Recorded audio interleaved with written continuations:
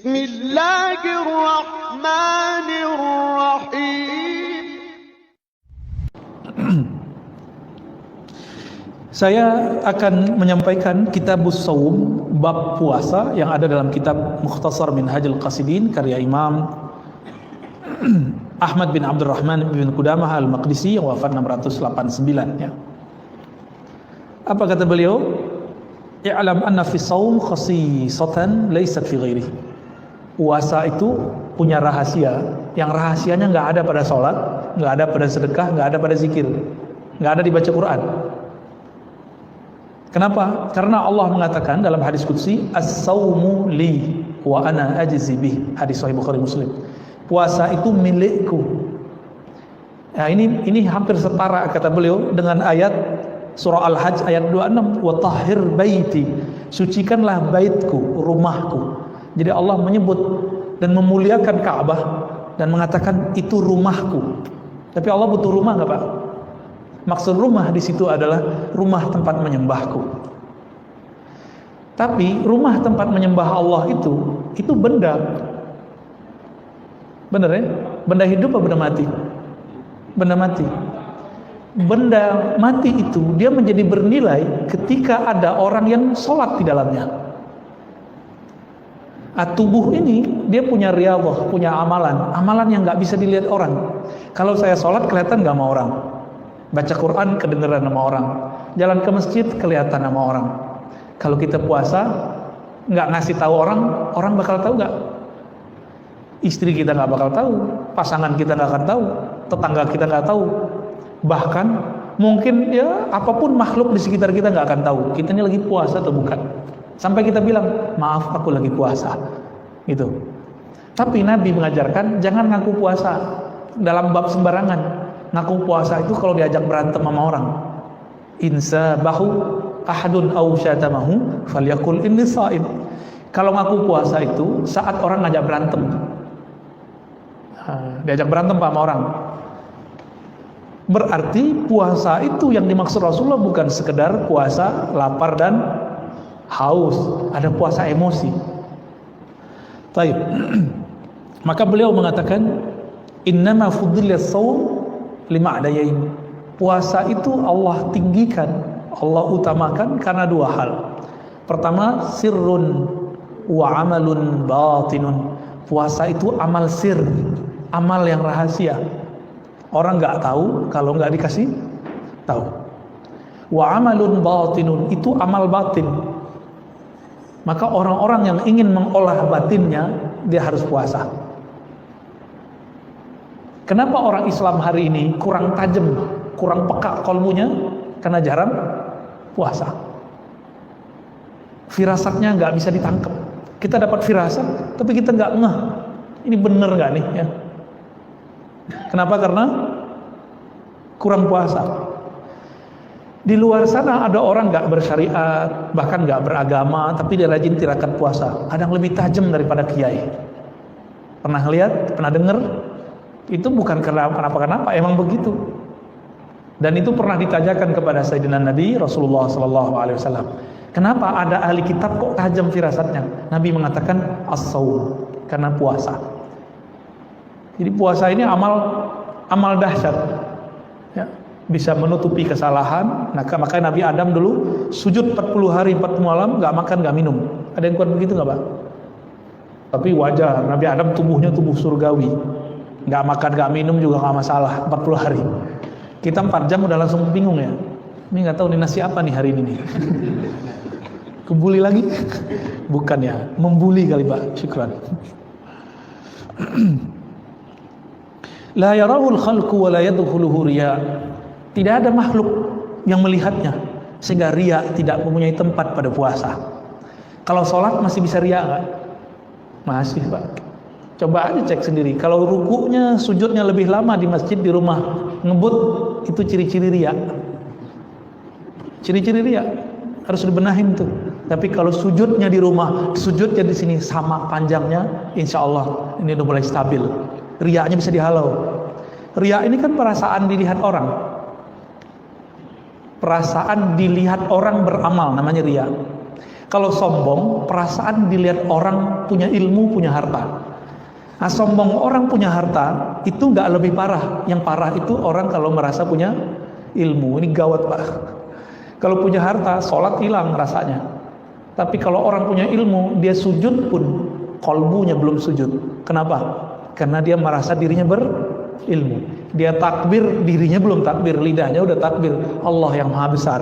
Tapi dalam dirinya dia masih mengatakan ilmuku lebih besar, lebih banyak daripada imam. Nah, hati-hati tuh.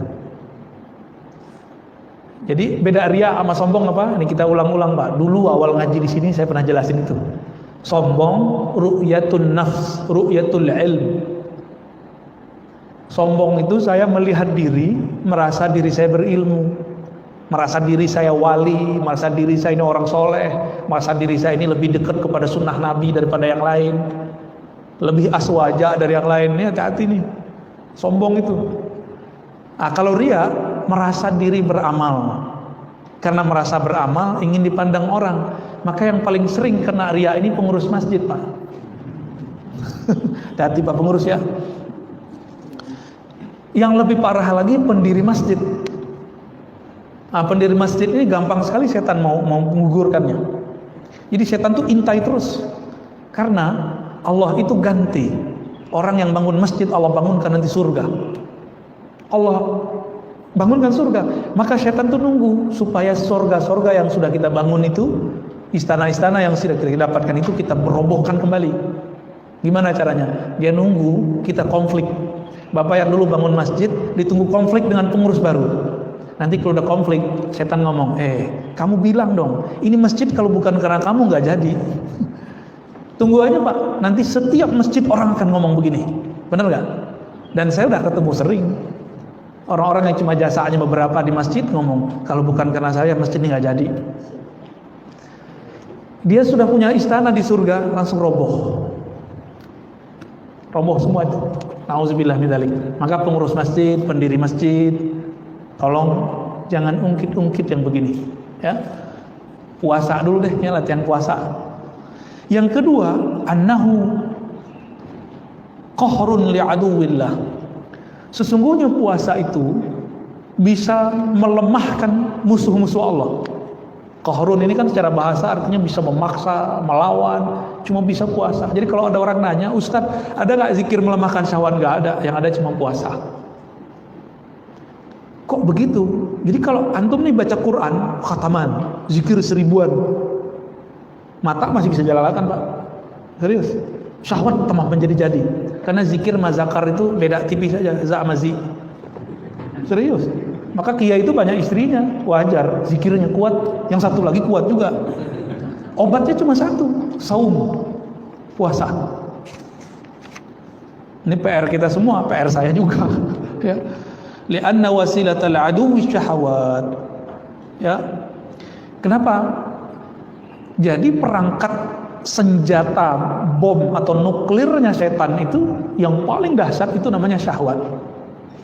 Ya, syahwat ini keinginan rendah. Jadi kita ini nggak ada yang selamat Pak.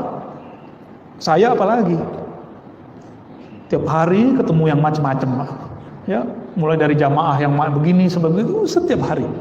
Godaan saya lebih kencang dari Bapak. Jangan dikira saya selamat. Enggak, saya nggak selamat. Kalau Allah nggak bantu saya nggak selamat. Maka mohon doanya, semoga saya selamat. Amin. Rabbal alamin. Dan kita juga doakan Bapak Ibu ya, semoga selamat juga. Ini berat persoalan ini. Dulu Barsisa lewat karena masalah ini. Ya. Barsisa lewat di Sahih Bukhari kan disebutkan itu persoalan ini. Tapi ada juga seorang perempuan yang sering kita lihat, mungkin kita jijik kalau ngelihat begitu. Perempuan bari, ya.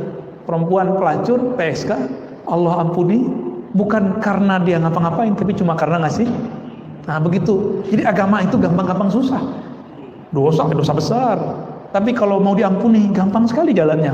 Maka saya katakan kepada diri saya, kepada kita semua, kepada semua para pendosa, semua kita ini pendosa, jangan putus asa dari rahmat Allah. Siapa tahu dengan amal sedikit Allah angkat kita. Jadi kadang-kadang ada amal yang orang gak sangka-sangka, karena amal itu Allah angkat dia jadi waliullah. Kalau versi kita nih, perempuan yang tadi pelacur itu Allah ampuni dan dijadikan kekasih Allah cuma dengan ngasih si guguk. Lah sekarang ada ustadz katanya mau nabrak anjing pak. Jadi wali nggak tuh? Jadi wali Allah apa wali setan? Innama tuqawwi syahawat bil akli atau tuqwa syahawat bil akli wasyurb. Syahwat itu hanya bisa dikuatkan dengan makan dan minum. Benar ya? Iya. Wah jujur aja lah pak ya. Dulu kawan-kawan kita yang ya jadi ustadz ini punya rahasia nih saya sebutin ya. Itu kalau ngomong ketemu pak, nggak ngomongin ilmu, itu makan tiap hari. Jadi para ustadz kiai itu kalau ketemu, kalau dia wali dia ngomongin kasyafat, kasyaf langit.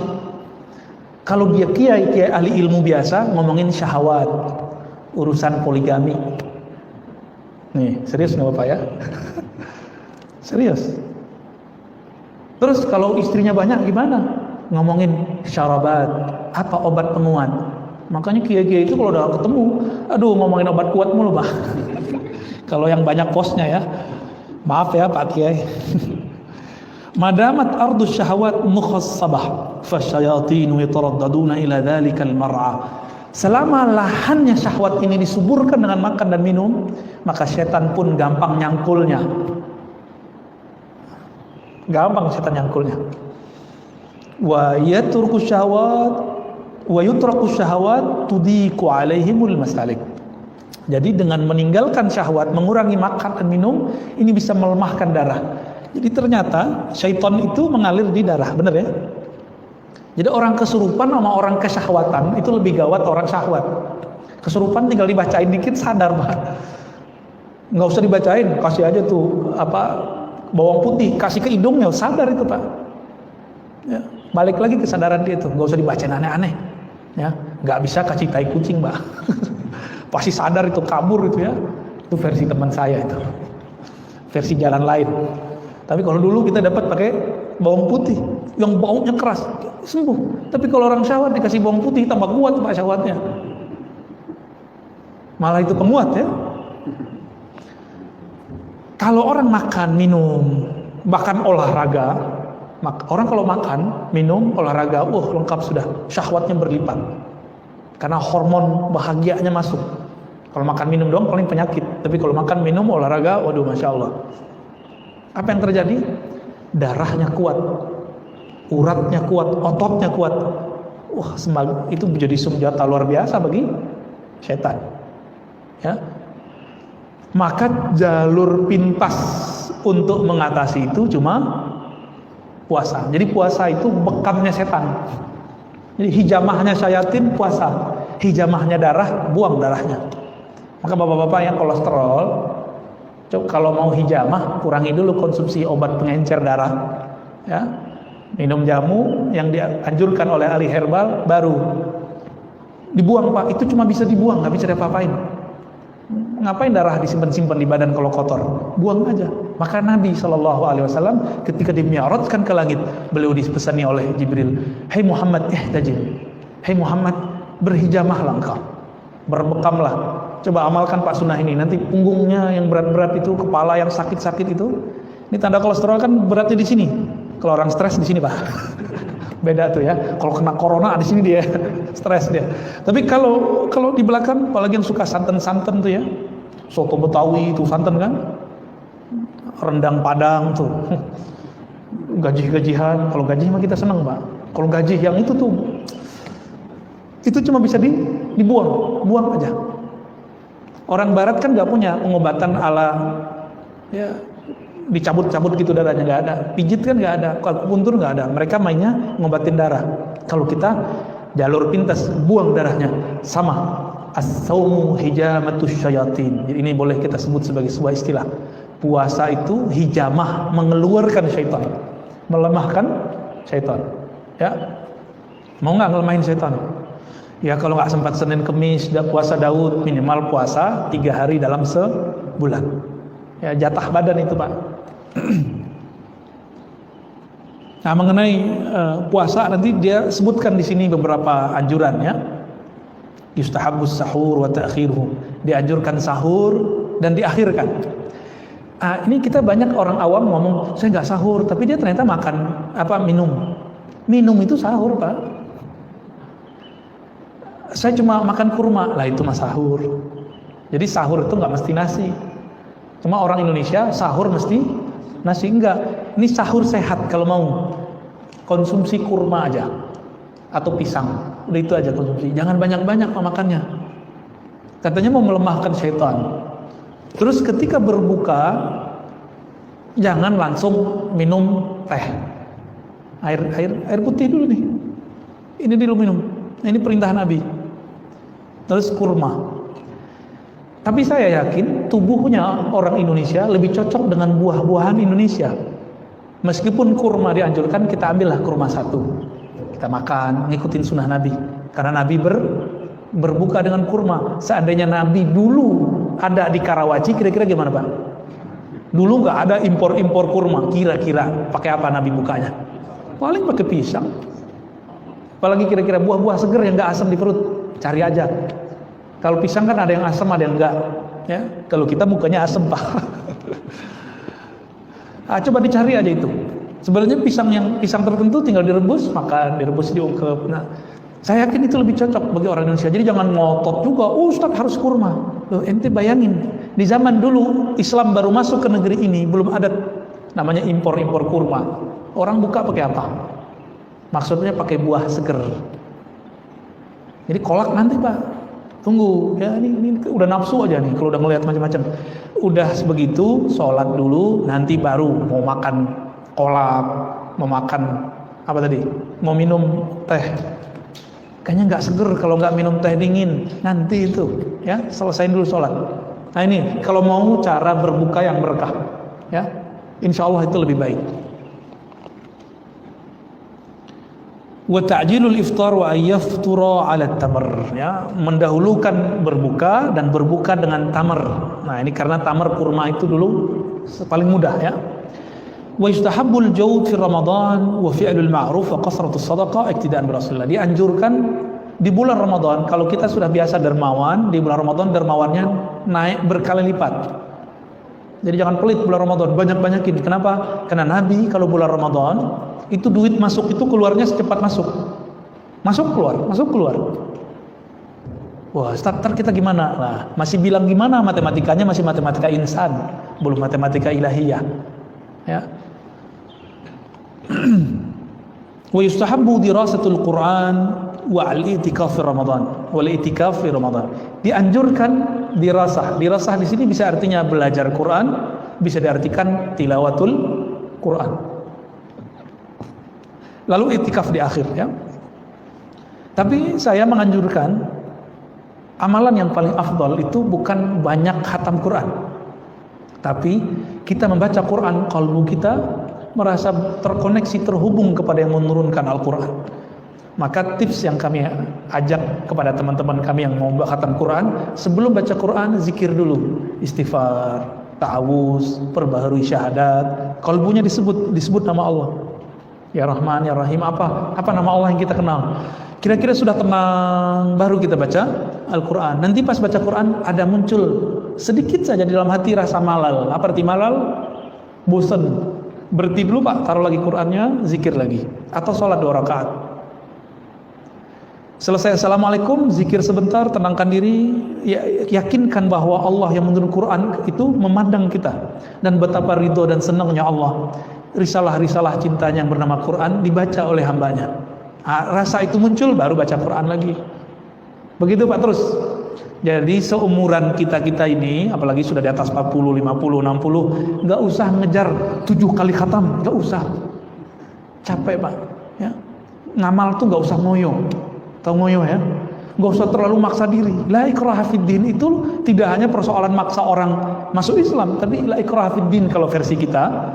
Tidak ada namanya pemaksaan dalam beramal. Itu juga bisa diartikan ke arah sana, walaupun penafsirannya penafsiran jauh. Jadi coba nanti gunakan metode ini. Tilawah ma'az zikir namanya. Membaca yang dikolaborasikan dengan zikir. Intinya Quran, ingat Allah bukan? Lalu ada orang baca Quran gak ingat Allah. Afdal gak baca Qurannya? Enggak.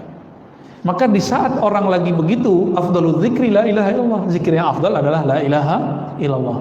Kalau zikir la ilahnya sudah nancap di kolbunya, qaulu sabit, baru kembali ke Quran lagi. Lalai lagi kolbunya, balik lagi ke zikir, sholat 2 rakaat, begitu. Mau ngamalin begitu. Jadi nggak usah terlalu buru-buru baca Quran, yang santai aja. Ya, mau Pak begitu. Jadi Ustadz saya ikut komunitas ini, komunitas itu. Udah, ini komunitas buat diri sendiri, jadi komunitas diri sendiri. Kapan kita akan bisa mengatur diri kita sendiri, Pak? Kenapa khatam Quran aja harus pakai komunitas? Ya, tanda kita lemah. Makanya Sayyidina Ibrahim Al-Khalil alaihissalam, beliau itu disebut Allah umat. Dia sendiri tapi disebut umat. Kita banyak mungkin belum disebut umat karena kita lemah. Beliau sendiri bisa mempengaruhi orang sekampung, senegeri. Kita untuk mempengaruhi diri sendiri aja nggak bisa. Ntar gimana kalau sakaratul maut datang? Datang sakarat, apa arti sakarat? Mabuk. Kalau nggak bisa mengendalikan diri, lewat Pak, su'ul khotimah. Maka sebelum itu terjadi, latihanlah. Latihan mabuk capek, mabuk bosan, ya.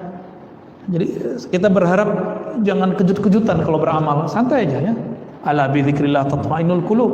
Ketahui hanya dengan zikrullah. Quran kan zikrullah, tapi kok buru-buru? Kalau baca Quran mestinya tenang. Tapi banyak orang baca Quran kok malah tambah galau, mikirin khataman. Ya.